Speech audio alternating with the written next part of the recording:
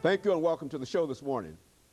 The topic this morning is issues of incarceration, and we're fortunate to have with us to talk about some of the issues that in many instances will lead to incarceration, Pastor KWalker.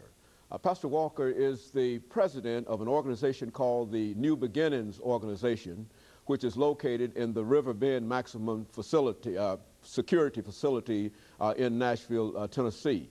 And of course, Reverend Walker, let me welcome you to the show this morning. Well, thank you, Dr. Haney, and I'm glad to be here on this morning. And to tell you how delighted we are to have you with us again, Pastor Walker.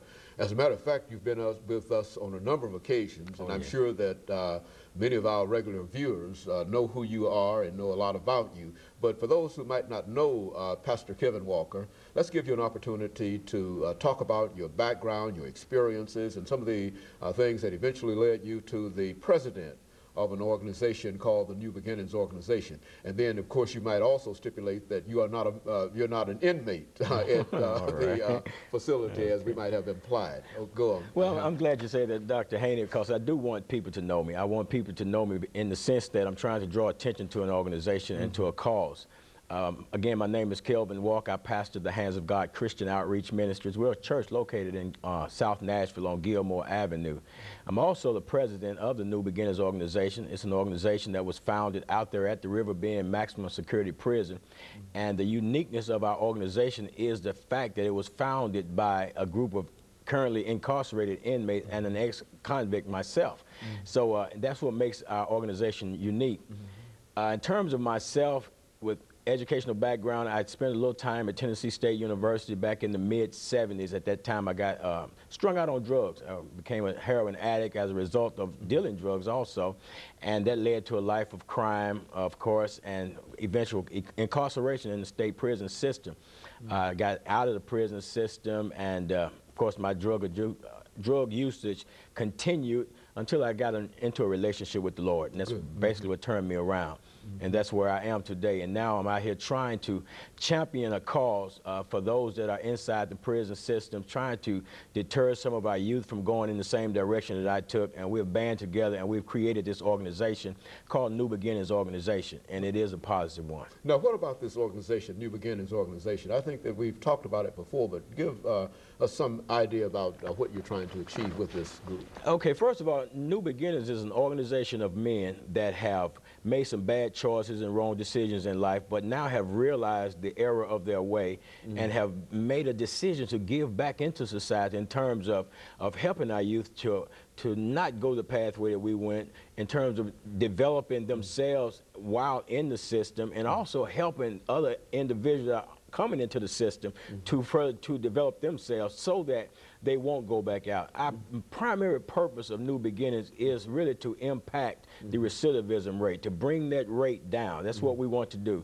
to stop people from being reincarcerated in the system. That's what we're doing. So you've got a revolving door. Talk about that, because I think that that's quite interesting, this revolving door concept that you talk about all the time. It is, Dr. Haney, because a lot of times people go in and out of the prison system, and a lot of people don't understand why is it that they're going in and out of the prison system like that.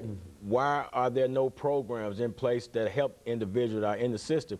There are some programs in place, but there are not enough programs in place. We're determined to be one of those programs that are in place to help people, because what we're finding out that, and people need to know this also, that a majority of the people that go out and come back into the system, they're coming in on technical parole violation, things such as getting a dirty urine, not maintaining full-time employment, different stuff like that, not reporting on time or consistently enough, and they're being violated. It's not because they got new offenses or anything like that, and that really contributes more so to the revolving door syndrome than any other things. And so you got a large number. I mean, I would imagine that since you've indicated the importance of this, that it's the number is much larger than any of us outside of the system who might not be familiar with what goes on than we would expect. Is that what you're saying? Absolutely, because see, we think that the people are getting out and they're just getting out and they're running crazy, wild, and silly and just committing new crimes. But the majority of the time, that's not the case. It's people that are just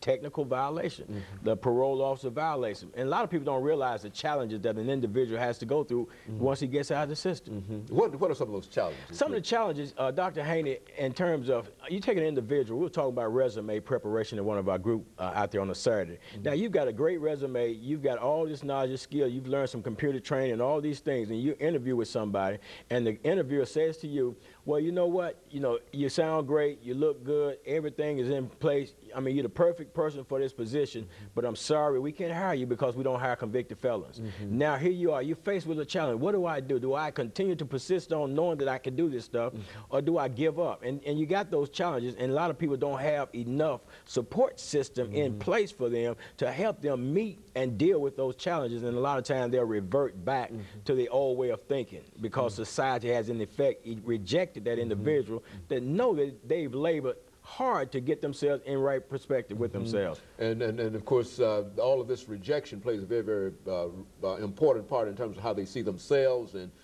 the kind of things that they become involved in after that. Absolutely, because it's easier for somebody that has not been incarcerated to say, well, just dust yourself off and pick yourself up and go on. But when you've been in the system, you've been out of society, then you've been you're a castaway, you're a reject, a societal reject, and then you got to re-enter society with all this negative things. And what people remember most about anybody is the bad things that you do. And that's what we have to face when we get out.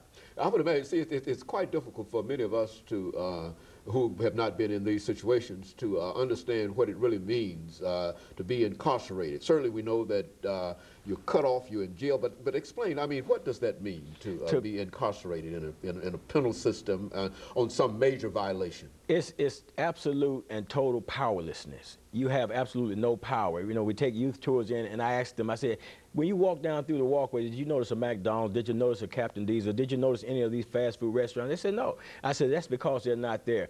In here, we have to get up when they tell you to get up. You got to go in your cell when they tell you to. It's not like you can stay outside late at night and stuff like that. You got to go in when they say go in. I mean, you are totally, you lose absolute freedom. It's gone. You don't have those privileges. I mean, at any given Friday, you can know what's going to be on the menu. Whatever's on the menu this Friday will be on the menu next year on Friday at this same time. It's that common and that's plain in reference to the way they do things. Oh, yeah, it's very systematic. It's very systematic. You're dealt with as a number. You're not really a human being. You're a number. When I was in there, I was Walker, 84961. My first name became Walker. My true first name disappeared. My last name became Walker. My first name was Walker, then my last name was 84961. Yeah, and that's how you were identified in the whole system throughout the system. Good, very good. Well, what we'd like to do, and of course, I think that we must be coming to the end of this first segment. And of course, when we come back, I don't guess we are. I'm wondering about how much time that we have. Okay. I don't want to become involved in too many more issues. But since I think, Pastor Walker, since you've sort of demonstrated how powerless individuals are who become incarcerated, let's look at some of the issues that might bring up incarceration. Why do people go to jail? Why do people go to jail? Dr. Haney, I think the first area of importance is to look at a lack of family discipline, I think. There's a lack of discipline in the families a lot of time when we should be disciplining children and showing them the consequences for the negative behavior. A lot of time we let it slide by, and then as a result, a lot of time people grow up and not realizing, hey, when I do this, that's going to be a consequence to my action. Now, that's not the whole picture, but that's part of the picture. I mean, there are other parts of the picture. I think the #1 cause of incarceration is greed or money. People want money, and they will use any means necessary to get it. People do all types of things for money. And then when you couple that with drugs, you put selling the drugs to get the money, and then the other cause is things like drug addiction. People becoming addicted to drugs. I mean, when you become addicted to drugs, then it's out the window then. And nothing matters. You're not important, I'm not important, mama's not important, nobody's important then at that time. Of course, let me interrupt here, Pastor Walker, for our first commercial break, after which we'll come back and we'll talk about some other things. We'll be back with you following this very, very short commercial break. And of course, we're talking